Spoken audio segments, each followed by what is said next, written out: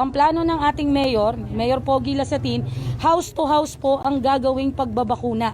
Alright. Hindi po tayo magkakaroon ng vaccination center. Kami po, sa syudad ng Angeles, ang bababa bahay-bahay, si Mayor Lasatin po mismo ang magsisigurado na bahay-bahay po gagawin ang pagbabakuna. Doon sa mga nais. Mabuti man ang layuning ito sa perspektiba ng isa sa mga miyembro ng Infectious Disease ng Advisory Council ng Pampanga Provincial Health Office, kailangan muna raw na pag-aralang mabuti ng City Health Office ng Angeles ang ikinakasa nilang house-to-house vaccination. Ayon kay Dr. Edwin Pasumbal, unang dapat isaalang-alang ng lokal na pamahalaan ang laki ng gastos sa logistics pa lamang ng cold chain o cold storage ng bakuna kung ito ay magiging mobile. Actually, ang problema kasi dyan, yung cold chain. It will still depend on the brand of the vaccine that will be used. Eh, pag nilabas yan, out of the cold chain, pwedeng ma-update yung baka hindi na effective. Handling ng yung proper handling ng vaccine. That's very critical. Kasi pag na-spoil yan, sayang naman yung bakuna. Maigi rin anyang balikan ng City Health Office ng Angeles ang konsepto ng guidelines ng Department of Health kung bakit mas iminumungkahi ito na gawin sa mga itinatalagang healthcare facilities dahil nakita na sa ibang bansa ang ilan sa bilang ng populasyon na may adverse reaction o komplikasyon ng bakuna. Kaya sa hospital, remember these are new vaccines. Hindi natin alam ang adverse reaction. Kaya inoobserbahan yan ang mga nabakunahan, after mabakunahan, hindi agad yan pinapauwi. Paano yan i-accomplish kung house to house? Paano ang monitoring ng adverse reaction to house? Sabi nila maglalagay naman daw sila ng ambulansya at saka meron naman daw. That will be another issue. So kailangan pagplanuhan mabuti yan. Sa panig ni Dr. Jose Antonio J. Rivera, ang OIC ng Pampanga Provincial Health Office o PHO, hindi experimental ang pag-rollout ng bakuna.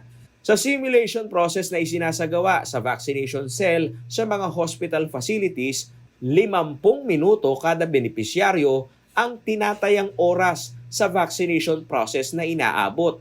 Yan ay mula sa registration, counseling, screening, vaccination, at post-vaccination. Pampanga One Template System kung tawagin ang ikinasang pagpaplano sa pag-rollout ng vaccination plan ng lalawigan.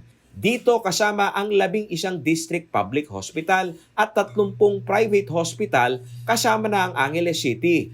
Around 30 hospitals dito na private. And just to inform you, Paolo, nagkaisa lahat ng ospital. No? We call it the Pampanga One Template System.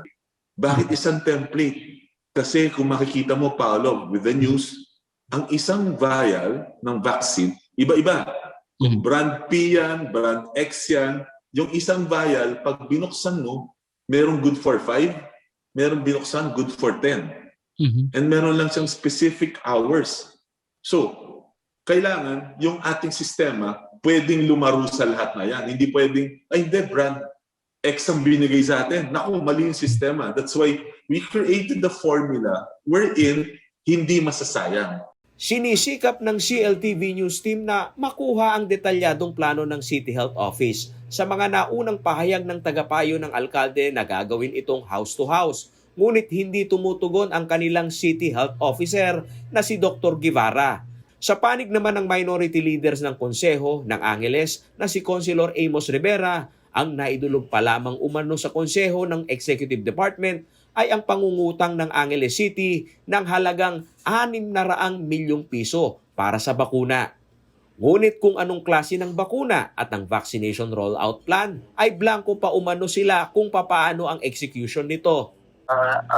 Pagdating po dun sa budget ng procurement ng mga vaccine, meron pong recently in-approve po yung council ay resolution giving authority sa mayor to apply a loan to a reputable bank to secure po a 600 million peso loan para po sa procurement ng mga vaccine.